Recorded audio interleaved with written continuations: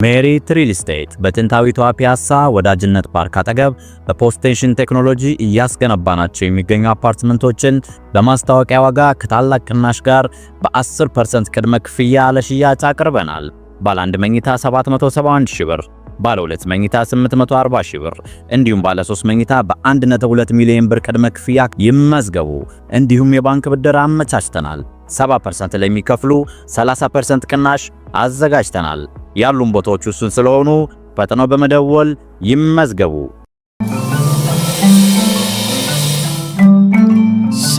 ሰላምና ጤናን ፍቅርን በረከትን ያድልኝ። ክብራትና ክብራን ሣድስ ቤተሰቦቼ እንደምን አላችሁልኝ? ዛሬ በጣም አስገራሚ ነገር ነው የማሳያችሁ። ያው የዚህ ሰሞን ሰማዩን ምድሩን ያጦዘ ወሬና ዜና ነው። የኤፕስቴይን ፋይሎች በሚል እንግዲህ በተደጋጋሚ እየተጠቀሱ ያሉ ነገሮች ያው አየሩን እንዳጥለቀለቁ ታውቃላችሁ።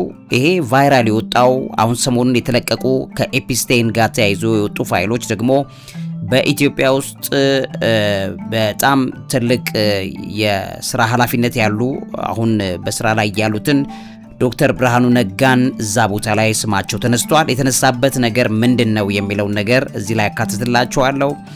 እሱ ብቻ አይደለም፣ የኢትዮጵያም ስም በተደጋጋሚ በኤፕስቴይን ፋይሎች ላይ ተጠቅሷል። የወጡት እነዚህ መረጃዎች ምንድናቸው? በዚህ ፕሮግራም ላይ ያሳያችኋለሁ። ጉዳዩ እየጦዘ ነው ያለው። ዓለማችን ላይ የሌለ ስሙ ያልተጠቀሰ መሪ፣ ፖለቲከኛ፣ ከፍተኛ ፋይናንሲየር፣ ብዙ ነገስታት፣ መሪዎች፣ ሀብታሞች በዓለም ላይ ያሉ እነዚህን ሁሉ አጨመላልቆ ነው ኤፕስቴይን የሚባሉ ሰውዬ ከዚህ ምድር ላይ የሄደው።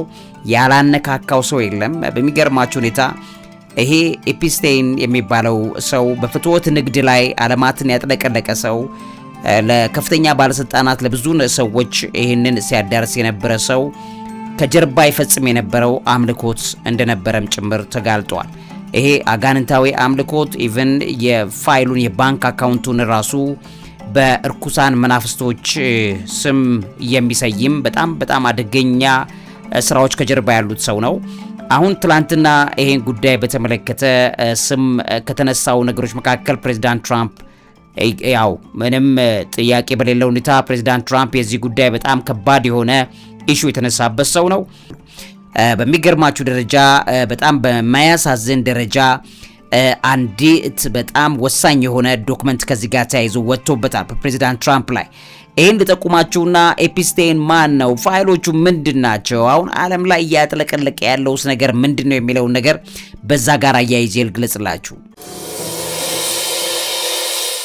እንግዲህ የሣድስ ቤተሰቦቼ በጃንዋሪ 30 2026 የወጡት አዳዲስ የጄፍሪ ኤፕስቴይን ፋይሎች አሉ። ከ3 ሚሊዮን በላይ ገጾችን የሚያካትት ነው። ጉድ ነው መቼም የወጣው። ያልወጣ ያልተጠቀሰ የዓለም መሪ ምን የለም እና በሚገርማችሁ ደረጃ ያልተዘረገፈ ዶክመንት የለም። ይሄ አምልኮት ነው። በነገራችን ላይ ወደ በኋላ በፕሮግራሜ መጨረሻ አካባቢ ላይ በደንብ ነግራችኋለሁ። የአጋንንት አምልኮት ነው። ይሄ አምልኮት ምን እንደሚባል፣ እንዴት ስርዓቱ እንደሚፈጸም፣ በዚህ ውስጥ ደግሞ የጠቀሱ ሰዎች የዛ አካል የመሆናቸው ነገር እንዴት እንደሆነ ሁሉ በደንብ አድርጌ ነግራችኋለሁ። ከነዚህ መካከል አሁን በፕሬዚዳንት ትራምፕ ላይ ሰሞኑን የወጣው በዚህ የተጋለጠው በዚህ ዙሪያ ላይ እንግዲህ በፕሬዚዳንት ትራምፕ ላይ የተመሰረተ ክስ አለ። የክሱም ምንነት በተመለከተ ኒው ጀርሲ ውስጥ የሆነ ነው። ሰነዶቹ በአንድ ስም ያልተጠቀሰ ወይዘሮ በሚል የተሰጠ ጥቆማን ያካተተ ነው። ዶናልድ ትራምፕ ከ35 ዓመታት በፊት በኒው ጀርሲ 13 ወይም 14 ዓመት ዕድሜ የሞላትን ታዳጊ ልጅ የጾታ ግንኙነት እንድትፈጽም አስገድደዋል የሚል ክስን እንደያዘ ተሰምቷል ማለት ነው። ከሰሞኑ ጥቆማው እንደሚለው ታዳጊዋ በግንኙነቱ ወቅት ላይ ትራምፕን ስላቀለለችው በጥፊ መተዋለች የሚል አስደንጋጭ ትረካን በውስጡ የያዘ ነው። የኤፍቢአይ መዝገብ ላይ ነው። ይሄ ክስ የተቀመጠው በኤፍቢአይ ሰነዶች አካል ነው። የኤፍቢአይ ወኪሎች የሰበሰቡት አንቬሪፋይድ በሚል የተቀመጠ ዶክመንት ነው። በሂደት ጣርቶ የወጣ የወንጀል ማስረጃ ወይም የፍርድ ቤት ብይን ግን አይደለም። ከዚህ ጋር ተያይዞ የፍትህ ዲፓርትመንት ምላሽ አለ። የአሜሪካ የፍትህ ዲፓርትመንት እነዚህ ክሶች በተመለከተ አስተያየት ሰጥቷል እና እነዚህና መሰል ጉዳዮች ተነስተዋል። በጣም በብዙ መልኩ የሚታወቁ በርካታ ክሶች ናቸው እየቀረቡ ያሉት። እንግዲህ በጣም ብዙ ሰዎች ናቸው እዚህ ላይ የተጠቀሱት። እንደምታዩት በኤፕስቴይን ፋይል ላይ ከ3 ሚሊዮን በላይ በተለቀቁት ፔጆች ላይ ማለት ነው አሁን በጣም ለምሳሌ ቢል ክሊንተንስ አሁን ላይ በጣም ኢንፍሉዌንሻል የሆኑ የዓለማችን ሰዎች ዶናልድ ትራምፕ ስሙ ተጠቅሷል እዚህ ጋር እነ አንድሪው እሁድ ባራክ የቀድሞ የእስራኤል ጠቅላይ ሚኒስትር የነበረው ሰው የቀድሞ የአሜሪካ ምክትል ቫይስ ፕሬዚዳንት የነበረው ሰው ጆርጅ ሚቼል በጣም ታዋቂ አሜሪካዊ ፖለቲከኛ እነ ዊሊያም በርንስ ማለት የሲአይኤ ዳይሬክተር የነበረው ሰው በጣም ብዙዎች እዚህ ላይ ተጠቅሰዋል። የቀድሞ የዶናልድ ትራምፕ አማካሪ የነበረው ስቲቭ ባኖን፣ ሮበርት ኤፍ ኬኔዲ ሁለተኛው ኬኔዲ፣ ሳራ ፈርጉሰን ተጠቅሰዋል። ናሬንድራ ሞዲ አሁን በጣም የህንዱ ጠቅላይ ሚኒስትር ስማቸው ተነስቷል። ግን ተነስቷል ማለት ሌላ ወንጀል ላይ ገብተዋል ማለት አይደለም። ያልተጠቀሰ ስም ግን የለም። ቢል ጌትስ እነ ኤሎን መስክ እዚህ የምታዩዋቸው ሰዎች ሁሉ በጣም የሚገርሙ ምሁራንን ተመልክቶ በጣም ከምሁራን ጋር ግንኙነት ነበረው። እነ ስቲቨን ሃውኪን ፕሮፌሰር በዓለማችን እንግዲህ የአልበርት አንስታይን ቀጥሎ ያለው ትልቅ ማይንድ የሚባሉ ሰው ሁሉ እዚህ ውስጥ ተጠቅሷል።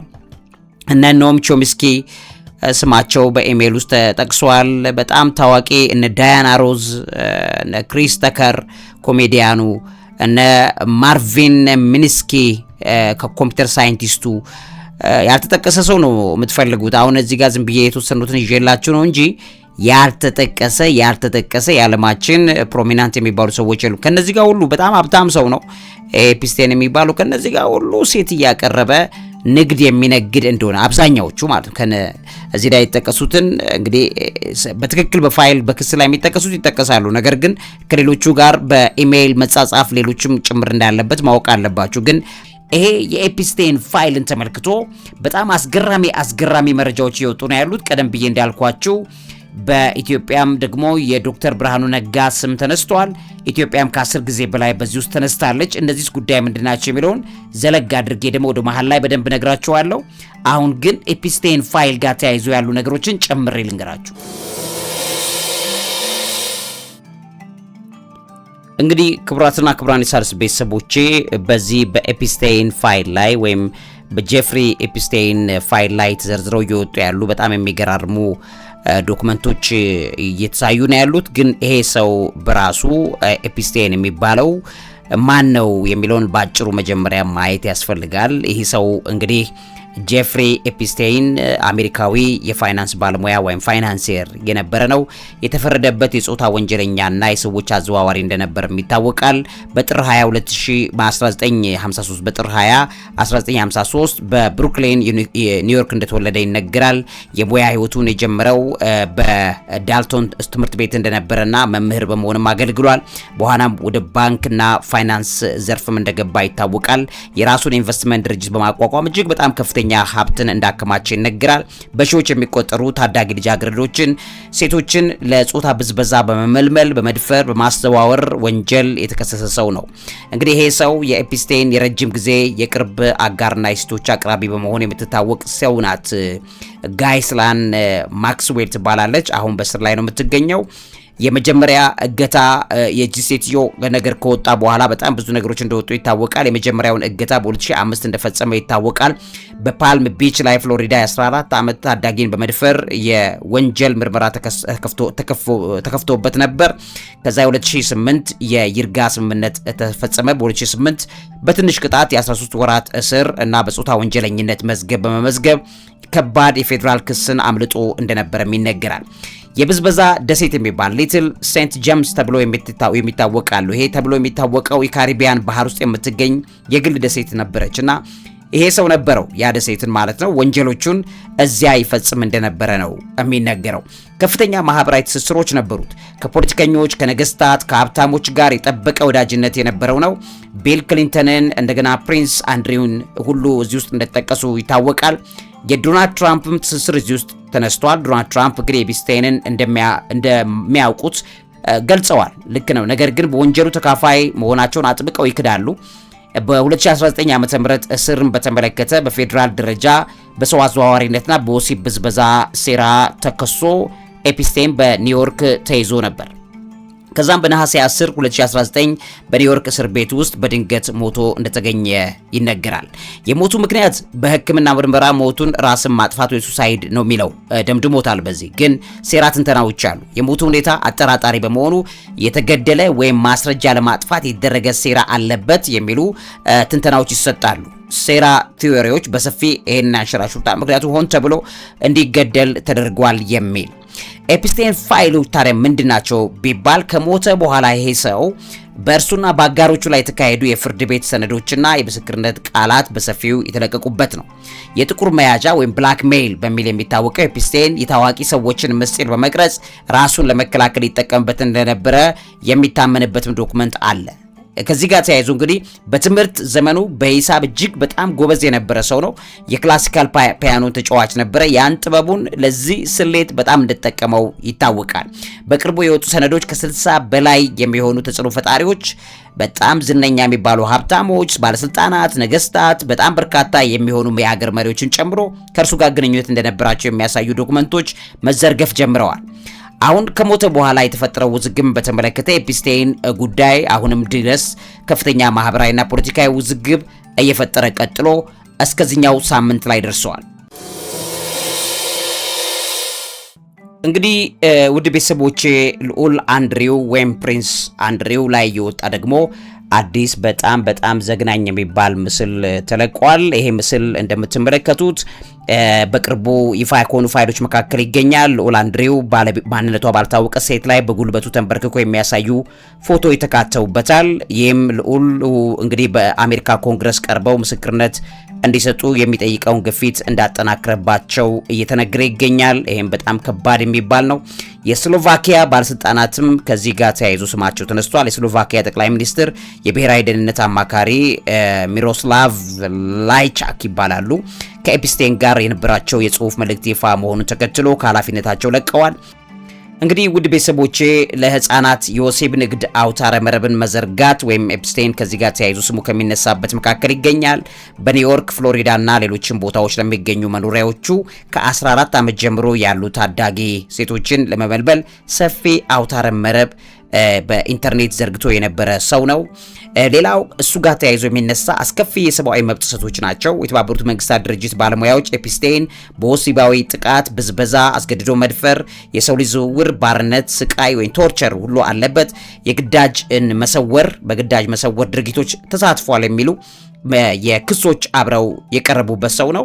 ከዚህ ጋር ተያይዞ እንግዲህ ቀደም ብዬ እንዳልኳችሁ ደግሞ ልዑል አንድሪው ላይ የቀረበ የጥቃት ክስ አለ። ቨርጂኒያ ጁፍሬ የተባለች ተጠቂ ልዑል አንድሪው በሶስት የተለያዩ አጋጣሚዎች አስገድዶ ደፍሮኛል በሚል በቃለ መሐላ ክስ አቅርባለች።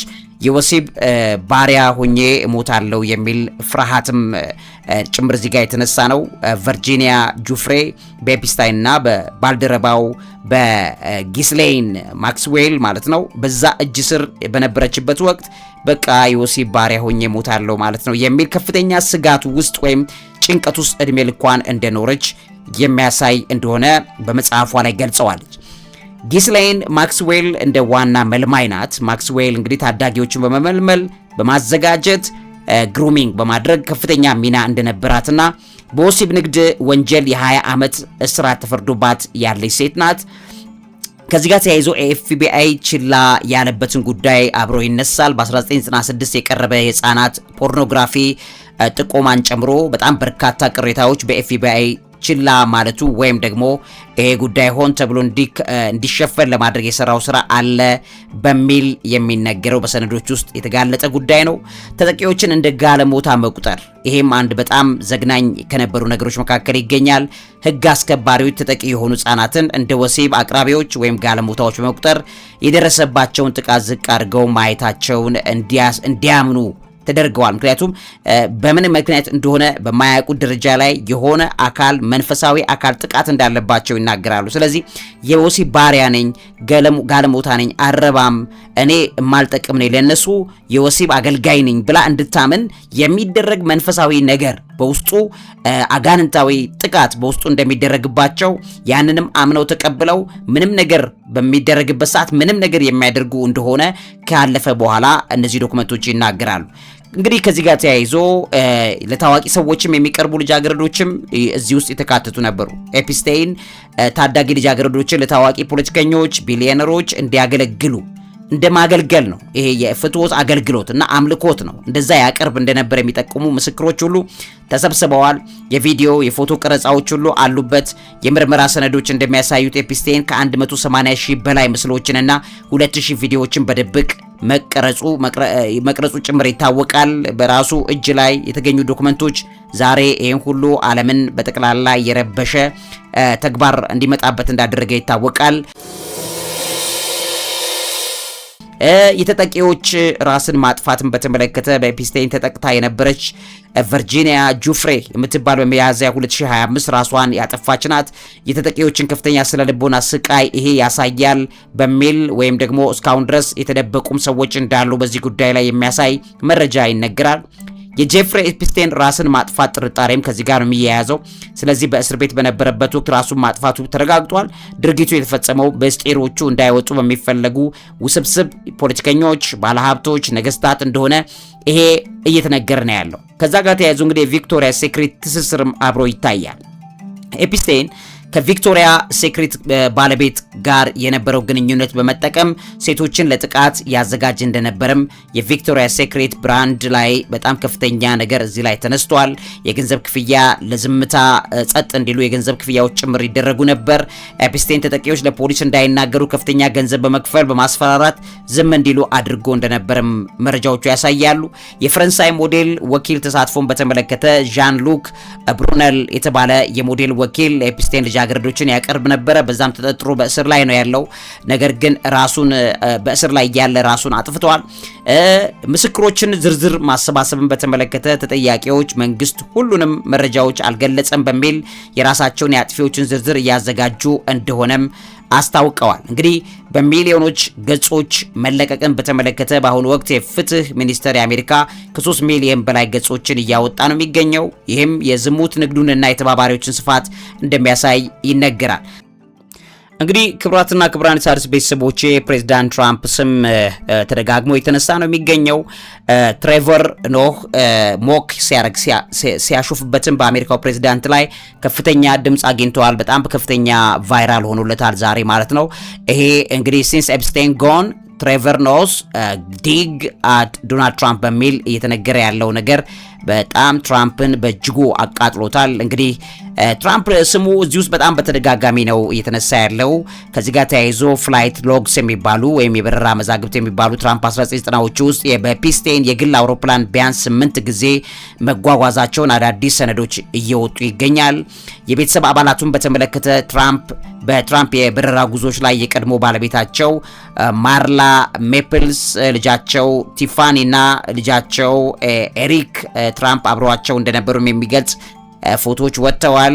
ከዛ ጋር ተያይዘው እንግዲህ የመገናኛ ደብተር ወይም ብላክ ቡክ የሚባል አለ። የትራምፕ ስምና የስልክ ቁጥሮች በኤፕስቴይን ዝነኛ ጥቁር መጽሐፍ ወይም የመገናኛ አድራሻ ደብተር ውስጥ ተገኝተዋል። ይህም ትራምፕ ስሙ ከተነሳበት መካከል ይገኛል። ትራምፕና ኤፕስቴይን በ1987 ዓ.ም ለ18 ዓመታት ያክል ጓደኛ እንደነበሩ በ2002 በተሰጡት ቃለ ምልልስ ገልጸው እንደነበረም በራሳቸው አንደበት ትራምፕ የተናገረው ነገር ተይዟል።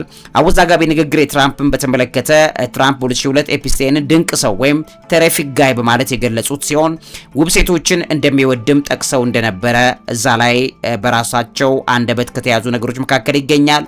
የማር አላጎ ግንኙነትን በተመለከተ ከኤፕስቴይን ከሳሾች አንዷ የሆነችው ቨርጂኒያ ጁፍሬ የተቀጠረችው ወይም በትራምፕ የማር አላጎ ክለብ ውስጥ ነው እና በዛ እየሰራች በነበረችበት ወቅት ነው የተቀጠረችው። ስለዚህ ለፍትወት አገልጋይነት ይጠቀሟት እንደነበረ ታይቷል። ከዛ ጋር ተያይዞ እንግዲህ የጥፋተኝነት ክስ አለመኖርን በተመለከተ በወጡት ሰነዶች ውስጥ ትራምፕ በወሲብ ጥቃት ወይም በማንኛውም ወንጀል በቀጥታ አልተከሰሰም። ለምንድነው ይሄ? እስካሁን ድረስ መረጃዎች በዛ ዙሪያ ላይ የሚሽከረከሩ ናቸው።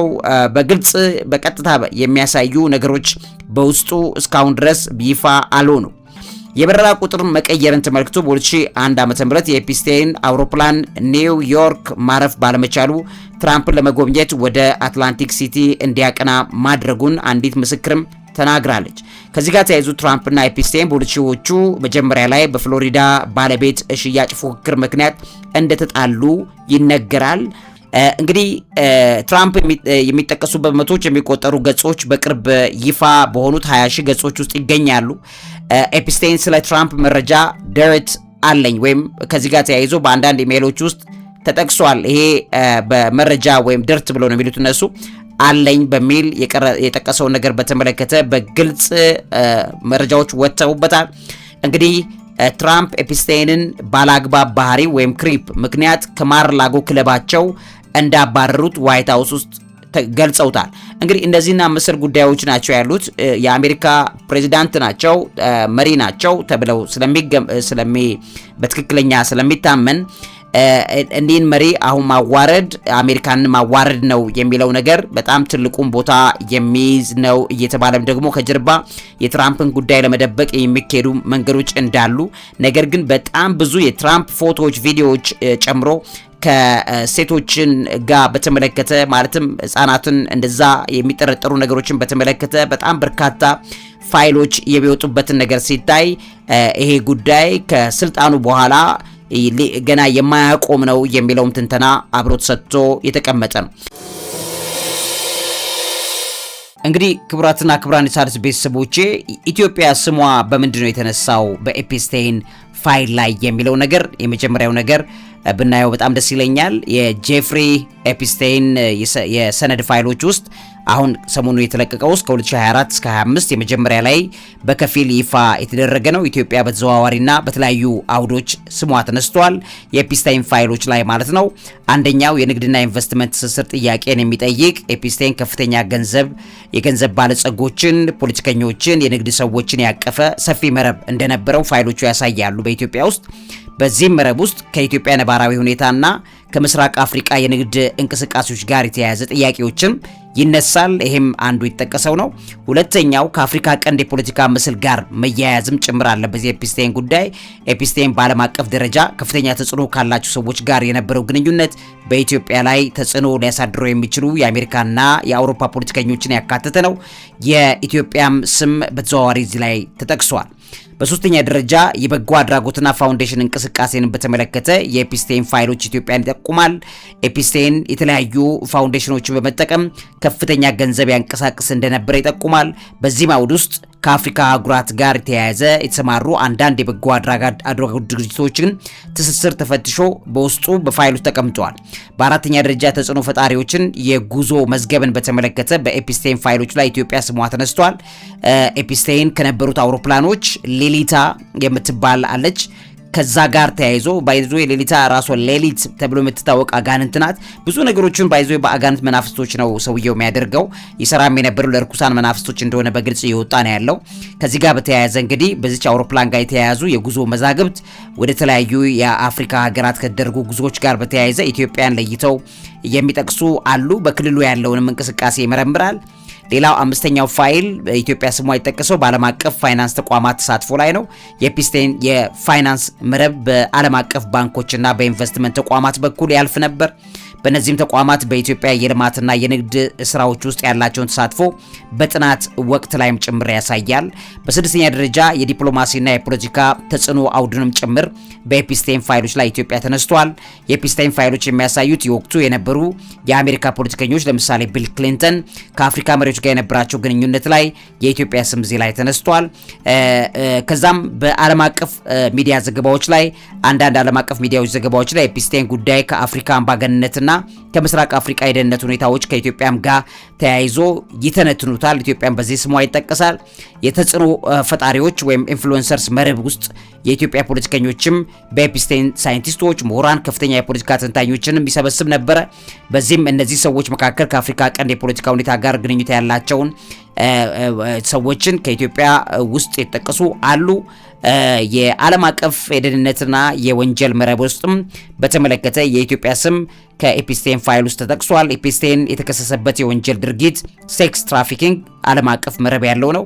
ኢትዮጵያና የምስራቅ አፍሪካ የህግ አስከባሪ ተቋማት በዓለም አቀፍ ደረጃ በወንጀል ምርመራዎች ላይ ያላቸውን ተሳትፎ ይጠይቃል።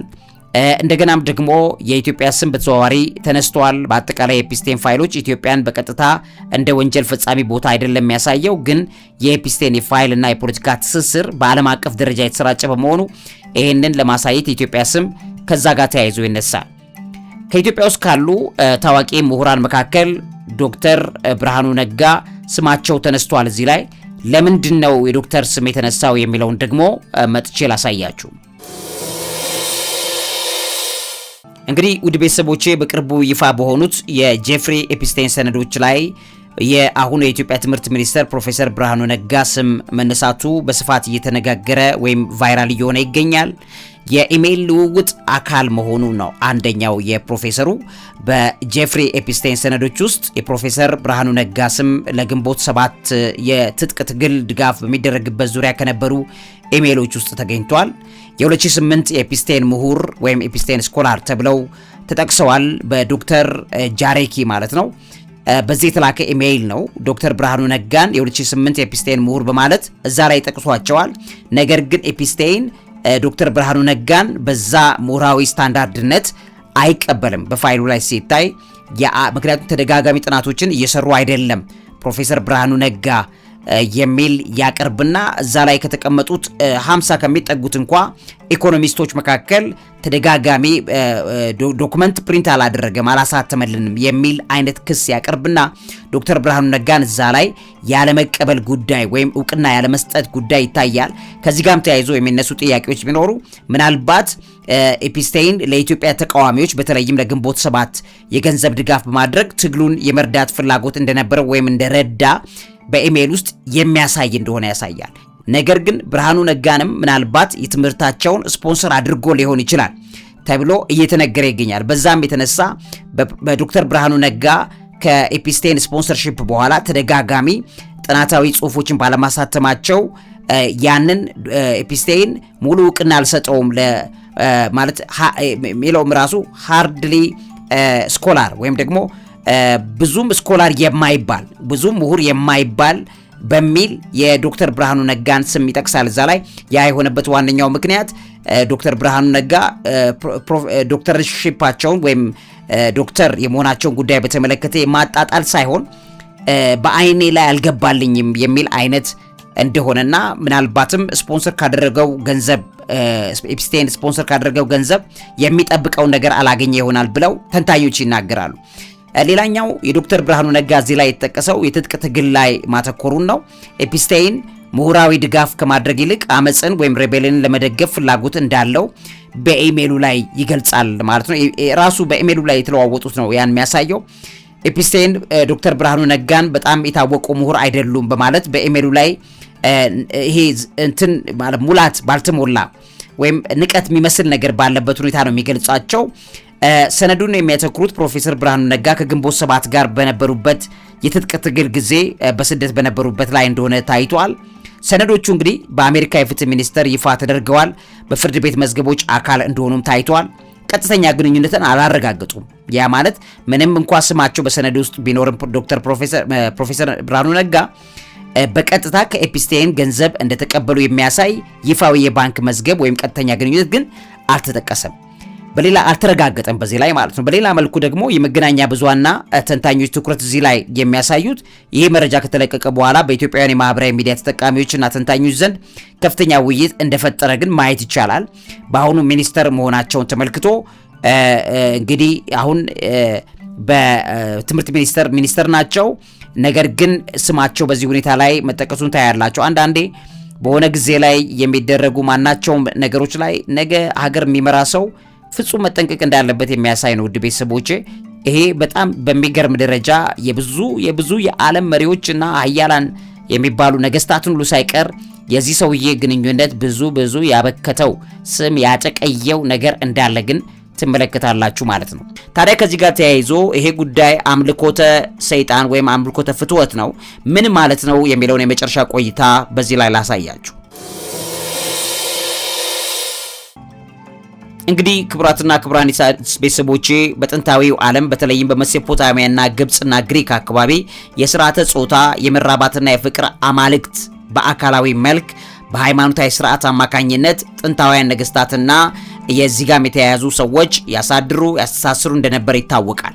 ይሄም ሴኬርድ ሜሬጅ ይሉታል፣ ቅዱስ ጋብቻ ከአጋንንት ጋር የሚደረግ መልካም ጋብቻ በሚባል የሚታወቅ ስርዓት ነው።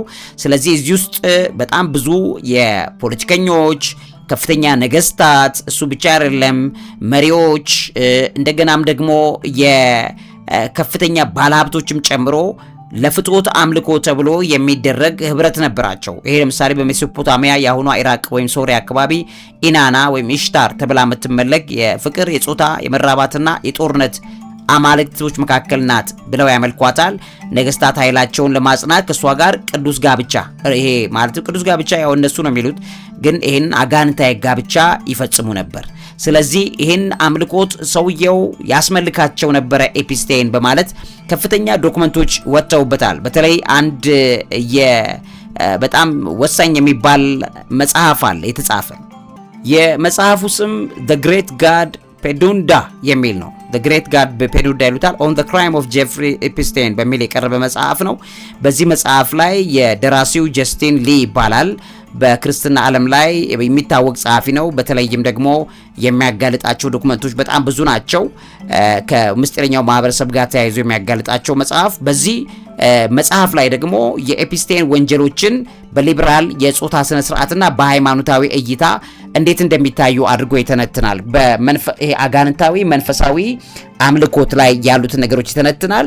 ከዛ እዛ ጋር አምልኮት ንጽጽር ያቀርብበታል። በጀስቲን ሊ በጽሁፍ ውስጥ የኤፒስቴን ለወሲባዊ ፍላጎት የሚሰጠው ግምት እንደ አምልኮት አድርጎ እንደ ወርሺፒንግ አድርጎ ሴክስ ወርሺፕ አድርጎ የፍትወት አምልኮት አድርጎ ይገልጸዋል።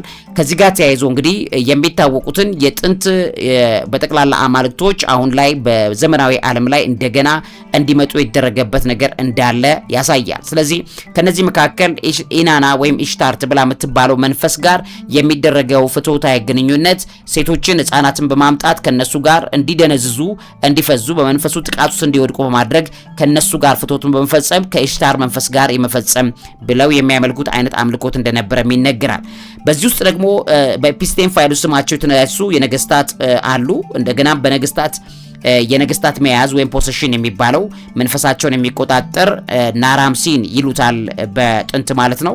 የኢሽታር ባል ወይም አምላካዊ ባሏ ነው፣ መናፍስታዊ አጋንንታዊ ባሏ ነው ብለው በመጥራት ራሷን እንደዚህ አይነት ፍትወት የምትፈጽም የምታስፈጽም መንፈስ ናት ብለው በሴቶች ላይ የሚደረገውን ይሄንን አይነት ነገር ከዛ መንፈስ ጋር አብረው ያዳቅሉታል። እሱ ብቻ አይደለም። ኡሩክ ከተማ ምትባላለች፣ ጥንት ምትታወቅ ማለት ነው።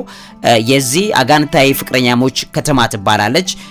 በዚህ ውስጥ የሚደረገው ልቅ ፍትወት አሁን በዚህ ዘመን ላይ በየተለያዩ ዓለማችን ክፍል የሚደረገው የዚህ አምልኮት አካል እንደሆነ ይታወቃል። በጥንታዊ ግብጽም እንደዚህ ሃቶር ብለው የሚጠሩት፣ አርሲኖይ ብለው የሚጠሩት፣ ክሊዮፓትራ፣ ሌላ ሚን፣ እነዚህ ሁሉ አማልክቶች ናቸው እና ከፍትወት ከወሲብ ጋር አምልኮት ከነሱ ጋር ይፈጽማሉ ተብለው የሚባሉ ነገስታቶች፣ ከፍተኛ ባለሀብቶች፣ ከፍተኛ የፖለቲካ መኮንኖች፣ ሌሎችም ከመናፍስቱ ጋር ግንኙነት ያደርጋሉ ተብለው የሚታሰብ ደረጃ ላይ የኤፒስቴን መንፈሳዊ አጋንንታዊ ተግባር ከዛ ጋር አብሮ ይያያዛል። ከዛ ጋር ውጪ ግሪክና ሮምም የአፍሮዳይቴንን ቬነስ መናፍስቶች አሉ፣ የፍቅርና የጾታ አማልክት ብለው የሚሏቸው። ከይሄም በዚህ አምልኮት ውስጥ አብረው የሚታዩ ናቸው። ኤፒስቴን ለነዚህ ሁሉ አመለካከቱ ክፍት እንደሆነ ይነገራል። ነገስታትና ቬነስ በጁሊየስ ቄሳር ለምሳሌ የቬነስ ዘር ነኝ ብሎ እንደሚናገር ይታወቃል። በጣም እንደምታውቁት በከፍተኛ ሁኔታ በዮሐንስን አንገት ያስቆረጠውን ተግባራት ሁሉ በሮማ ቤተመንግስት ውስጥ እንዴት እንደሚፈጸም የዛን ጊዜ የነበረው አማልክታዊ ጉዳይ ከዚህ ጋር የሚያያዝ እንደሆነ ታያላችሁ። ለከፍተኛ ነገስታት የሚቀርብ የፍትወት ንግድና የፍትወት አምልኮት ማለት ነው። ስለዚህ ከዚህ አንጻር ደግሞ አንድ በጣም መሰረታዊ የሚባል ሌላ አለ። ይሄም ሪቹዋል ሄሮስ ብለውታል። ሂሮስ ጋሞስ ብለው ይጠሩታል። ይሄ ሂሮስ ጋሞስ ብለው የሚሉት የጥንት አማልክታዊ መናፍስቶች አሁን በዚህ ዘመን ላይ መልሰው ያመጡት በግሪክ ይሄ መናፍስታዊ ጋብቻ የሚባል ነው። ስለዚህ በሴትና በወንድ አማልክት ወይም በአማልክቶችን የሚወክሉ ሰዎች መካከል የሚደረግ የስርዓተ ጾታ ልቅ ግንኙነት እንዳሁኑ አይነት ተደርጎ የሚወሰድ ነው። የምርታማነት ምልክት ይሉታል፣ ፈርቲሊቲ ሪቹዋል ይሉታል። በዚህ ውስጥም የህዝብን ቁጥር ለማብዛት ወይም ደግሞ እነዚህ ዘራቸው የተመረጡት የተባሉት በነገስታት ቤተሰብ ላይ ያሉት ዘራቸውን በመናፍስት ዘር ውስጥ ለመክተት የሚደረግ ፍትወታዊ ግንኙነትን ያሳያል። ሪፕሬዘንታቲቭነስ አማልክታዊ ተወካይነት ብለው ይሉታል። ሄሮዱሌ ብለው ይሉታል። በስርዓቱ መሰረት የነ ኢናና የነ ኢሽታርን መንፈስ በቤተ መንግስት ላይ ክብርና ቦታ እንዲኖረው ለማድረግ በሰዎች ገንዘባቸውን፣ ሀብታቸውንና ስልጣናቸውን ከዚህ መናፍስታዊ ቡድን ጋር ለማቀራኘት ወይም ደግሞ ሀብትና ገንዘባቸው ከዛ መንፈሳዊ አካላት የመጡ ነው ተብሎ እንዲታመን የሚደረግ ሌላ ሪፕሬዘንቴሽን እዚህ ውስጥም አብረው ይታያል። የስርዓቱ አካላት ማለትም ስቴጅስ ኦፍ ዘ ሪቹዋልስ አሉ። ስርዓቱ በተወሰነ ቅደም ተከተል ነው የሚከናወነው። ይህንንም ሰልፍ፣ የስጦታ ልውውጥ፣ የጥንዶች መንጻት፣ የሰርግ የሚመስል መናፍስታዊ ስርዓት፣ በመጨረሻም በፍትወት አልጋ ላይ የሚደረጉ ግንኙነቶች። እነዚህን ልጆችን ህፃናትን ይመርጣሉ። ምክንያቱም ደናግሎችን ሁሉ ይመርጣሉ። ይህም ቡድን ውስጥ ያሉ የኤፒስቴን ቡድኖች ማለት ነው። ይሄ የሚያደርጉበት ዋነኛው ምክንያት ደም ግብር ለመናፍስቶች እንዲቀርብ ለማድረግ ይህን ስርዓት ይፈጽማሉ። ከዛ ጋር ዩኒየን ኦፍ ኦፖዚትስ የሚል ደግሞ አለ። ከዚህ ጋር ተያይዞ ሂሮስ ጋሞስ የሚለው ቃል የተቃራኒ ኃይሎች የወንድና የሴት የብርሃንና የጨለማ የመንፈስና የቁስ ውህድ ተደርጎ ይወሰዳል ማለት ነው። ስለዚህ እና ኤፒስቴን በስጋ እርኩሳኖቹ መናፍስት በመንፈስ ዓለም የሚያደርጉት ግንኙነት ነው ተብሎ የሚታመንበትን ነገር የሚተገብሩበት እንደሆነ እዚህ ላይ ታያላችሁ ማለት ነው። ውድ ቤተሰቦች ዓለማችን በከፍተኛ ክፋት ውስጥ ተጠምዳ ያለችበት በዚህ ዘመን ላይ ነገሮችን እንደቀላል እንዳትመለከቱት ይህን መረጃ ላካፍላችሁ ወደድሁ። ለዚህ አእምሮ ምግብ አዘጋጅና አቅራቢ መምህርና ጋዜጠኛ ዐቢይ ይልማ። እውቀት ታላቁ እግዚአብሔርን ታከብራለች። ሜሪት ሪል ስቴት በጥንታዊቷ ፒያሳ ወዳጅነት ፓርክ አጠገብ በፖስቴንሽን ቴክኖሎጂ እያስገነባናቸው የሚገኙ አፓርትመንቶችን በማስታወቂያ ዋጋ ከታላቅ ቅናሽ ጋር በ10% ቅድመ ክፍያ ለሽያጭ አቅርበናል። ባለ 1 መኝታ 771 ሺህ ብር፣ ባለ 2 መኝታ 840 ሺህ ብር እንዲሁም ባለ 3 መኝታ በ1.2 ሚሊዮን ብር ቅድመ ክፍያ ይመዝገቡ። እንዲሁም የባንክ ብድር አመቻችተናል። 70% ለሚከፍሉ 30% ቅናሽ አዘጋጅተናል። ያሉን ቦታዎች ውስን ስለሆኑ ፈጥነው በመደወል ይመዝገቡ።